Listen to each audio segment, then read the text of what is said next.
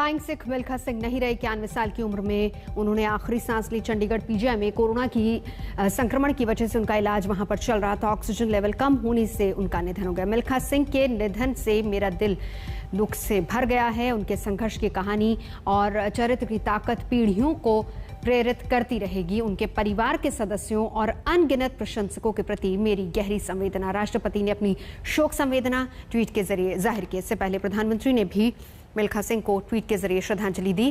प्रधानमंत्री ने भी श्रद्धांजलि दी। राष्ट्रपति ने लिखा, मिल्खा सिंह के निधन पर मेरा दिल दुख से भर गया है। उनके संघर्ष की कहानी और चरित्र की ताकत पीढ़ियों को प्रेरित करती रहेगी। उनके परिवार के सदस्यों और अनगिनत प्रशंसकों के प्रति मेरी गहरी संवेदना।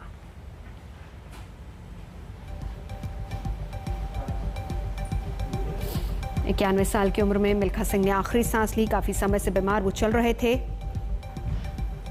हालांकि बीच में खबर ऐसी भी आई कि वो ठीक हो गए, लेकिन उसके बाद फिर से ऑक्सीजन लेवल कम होने की वजह से अस्पताल भर्ती करवाया गया। बुधवार को हालांकि नेगेटिव रिपोर्ट आई थी, लेकिन उसके बाद आईसीयू से सामान्य वार्ड में उनको शिफ्ट किया गया था। लेकिन अचानक से ऑक्सीजन लेवल कम और बुखार आने की वजह से तबीयत ज्यादा बिगड़ गई। सत्यन मेरे सहयोगी इस वक्त हमारे साथ जुड़ चुके हैं चंडीगढ़ से ही। सत्यन, यकीनन सबसे बड़ी बात तो ये है कि न सिर्फ देश के लिए बल्कि परिवार के लिए भी एक बड़ा नुकसान है, क्योंकि कुछ ही दिन पहले उनकी पत्नी भी इस दुनिया को अलविदा कह गई थी।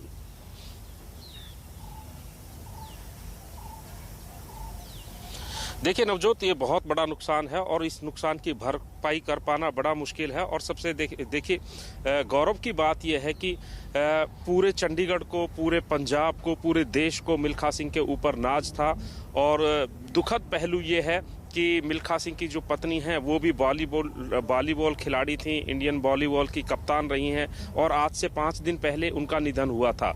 30 मई को जो है इनको जो है हॉस्पिटल से छुट्टी मिल गई थी। घर पर आ गए थे मिल्खा सिंह और बिल्कुल सब ठीक ठाक था, लेकिन अचानक जो है ऑक्सीजन लेवल कम होने लगा। उसके बाद इनको चंडीगढ़ के पीजीआई हॉस्पिटल में दाखिल करवाया गया था और वहां पर शुरुआती दौर में ये कहा गया था कि उनकी तबीयत बिल्कुल ठीक हो गई है और बहुत जल्द उनको हॉस्पिटल से छुट्टी मिल जाएगी। लेकिन कहीं ना कहीं जो है पत्नी की मौत का सदमा भी इसे कह सकते हैं। और जो पोस्ट कोविड बीमारियां थी, यानी कि उनकी लंग्स में बहुत ज्यादा इन्फेक्शन हो गया था और उनको सबसे बड़ी दिक्कत सांस लेने में हो रही थी।